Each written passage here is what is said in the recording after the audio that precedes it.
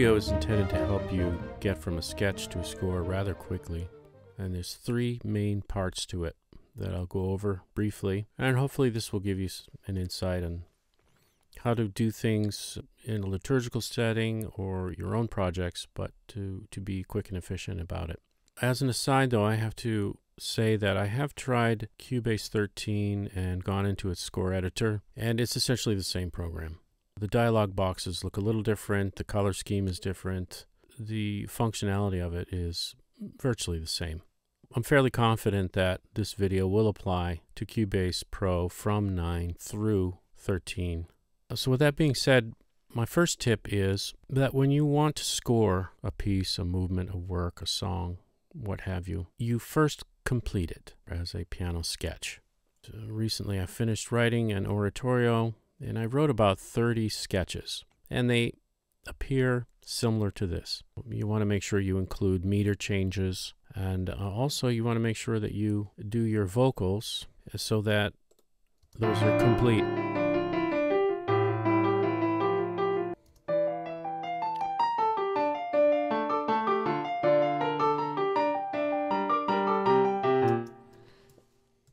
So I had everything worked out. Now I want to orchestrate it. But that's step one. Make sure it's complete. The second step is, of course, getting parts for your orchestration. Now, if you know the instrumentation that you're going to use, that's definitely a plus.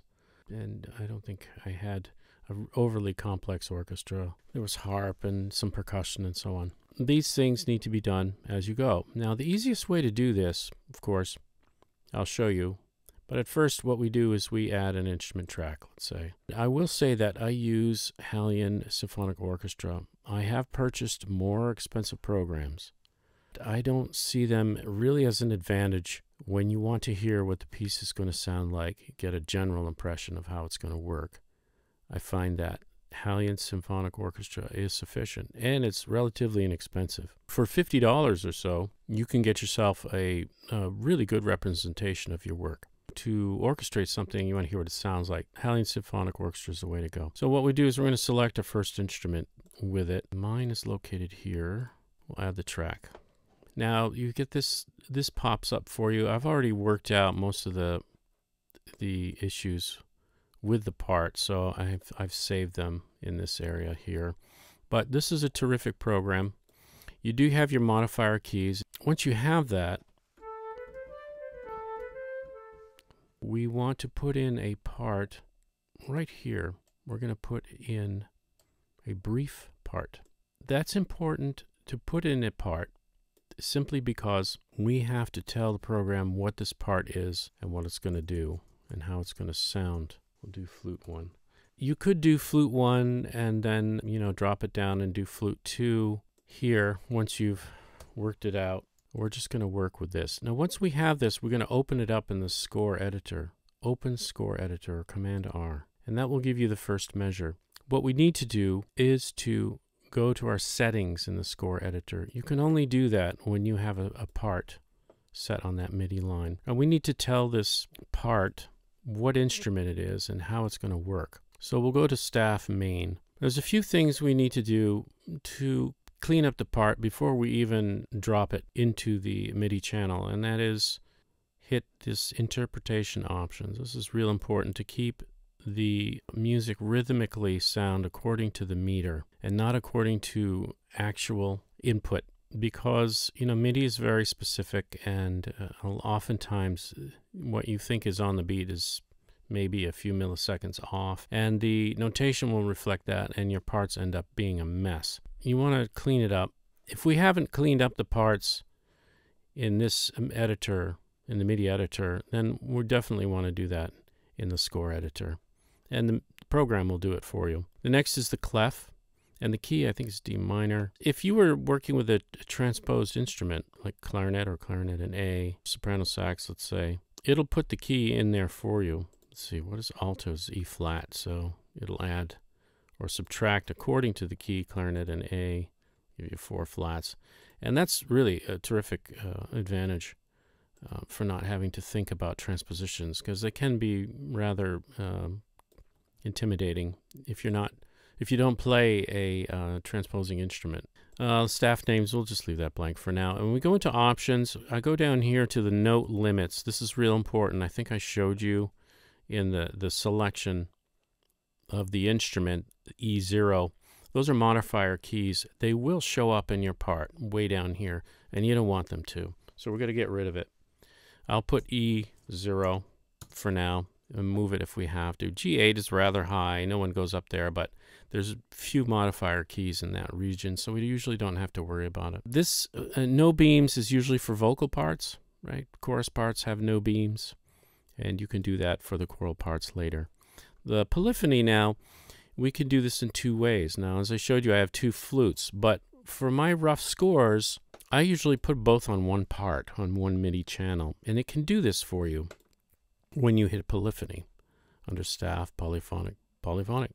We're not in bass clef. However, this is handy if you are doing horns, right? And you want a horn and bass clef. Well, you can select it. It'll automatically split it for you. And you can move the part when you option click. It'll give you an option of what staff you want the line to show up on. And that's also very handy. And I can show you that eventually as well. Tablature, I usually don't go there. It's like guitar stuff. Text is for notation for movements. I'll use the Tratatello 14, and of course my favorite for titles is Mistral, which may not be here, but it's down here somewhere. Mistral. That's a rough idea of what you're going to have to do as far as this dialog box. There are other regions. For example, in Project, with accidentals, I usually do a courtesy of 1 bar. I don't do force because that adds all kinds of notations. You know, it'll put a natural in front of after a sharp and for every note, and it's a bit much. But I will select an harmonic shift for entire bar.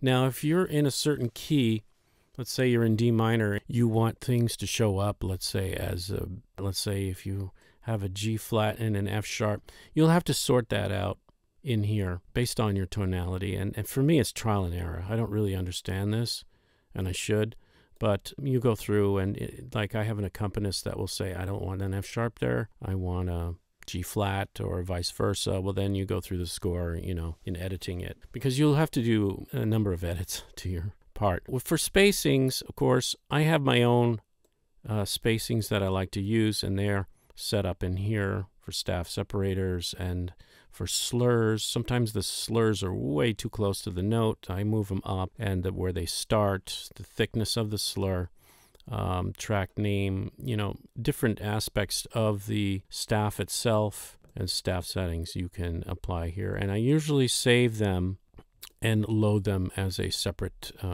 XML file. Now keep in mind, you have to do this for every part. Flute 1, flute 2, oboe 1, oboe 2, clarinet 1, clarinet 2, bassoon 1, bassoon 2, your 4 horns, 2 trumpets, 2 trombones, 1 bass trombone, 2, etc., percussion, vocals. It's labor intensive. What I recommend is, this is the second tip, I know long-winded, but that you do this in advance through what's known as a template. Now, since I know exactly what my orchestra is, what it's going to be, and you may have a different instrumentation for your setup. Let's say if it's in a church setting or a small ensemble or a small theater, opera, what have you, you will know your instrumentation. You can do this template and then use it over and over and over for each movement. And you can add to it and subtract to it. And so that's essentially what I've done is I've done my own template, and we are going to import those tracks from Project into the program. And we will go here, and you can select, and it will drop them in. And there you have it. You have your different instruments. So we have our flutes, oboe,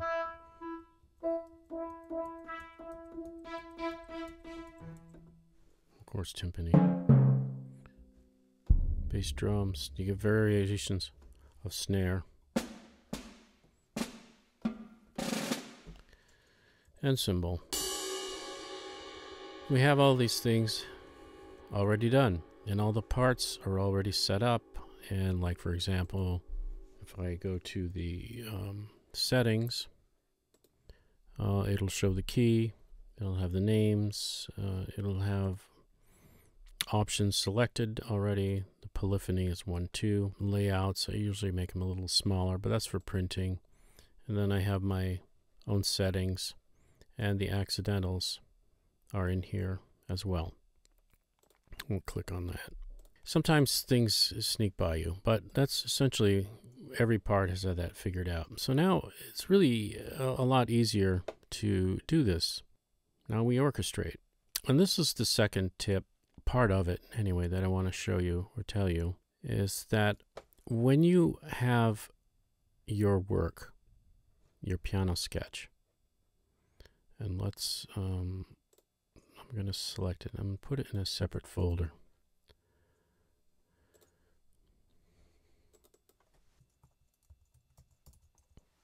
And then we have our orchestra.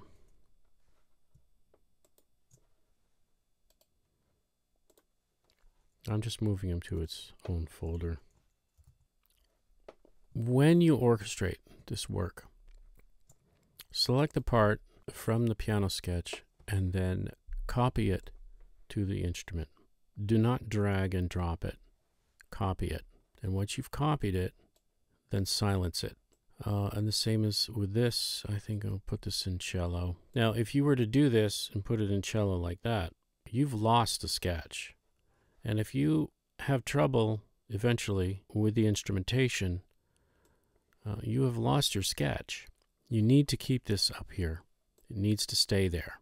Because when you do get in trouble, and you will, you want that to be there for you so that you can go back. Once you've moved it, you can get it out of the way. Now I'm going to put this part of this in the flutes too.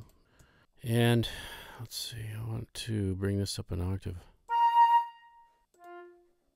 So we're going to bring it up an octave.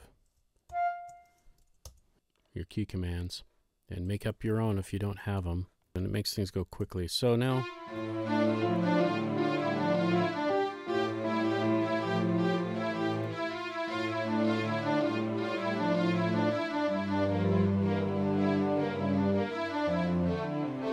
I'll probably double this in the bass, and I'm going to pop it up an octave so it's the same as the cellos except for that part. And we have this. Oh, I like that. That sounds better. You see how easy it is, yeah? This is very simple to do.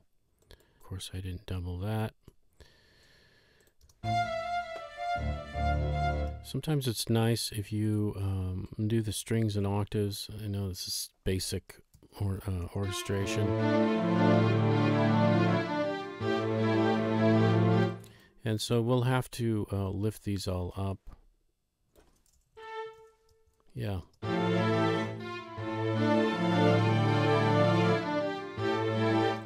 Orchestration, as far as this goes, is just a trial and error kind of thing. Put it in the bassoon. And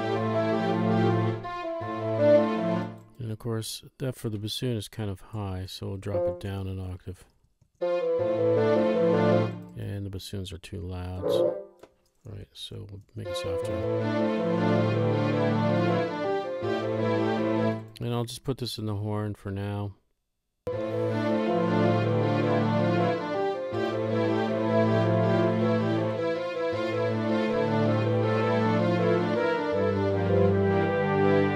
So you get the picture. Yeah, it's very quick and very easy to do.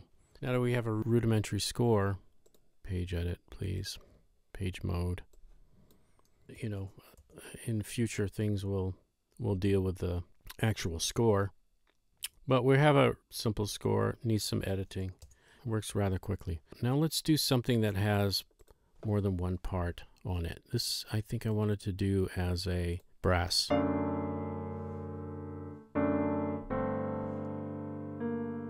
It's kind of a low brass thing.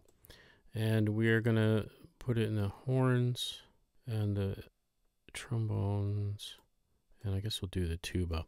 If you were to play it like this, it would be far too loud, right? Because all parts are doing everything. each note. We have to just do some instrumentation. So I'll have the horn play the top. Now this is the beauty of this, is you can just remove what you don't need. Just erase it from each part. And that's the simplest way of orchestrating. This as well. We have the two horns. We got trombones. Well, we got two trombones. We'll keep it on one part. And we'll do, I don't know. We'll do it like that, I suppose. And then we'll keep the tuba at the bottom. And this really is the easiest way to get this stuff done.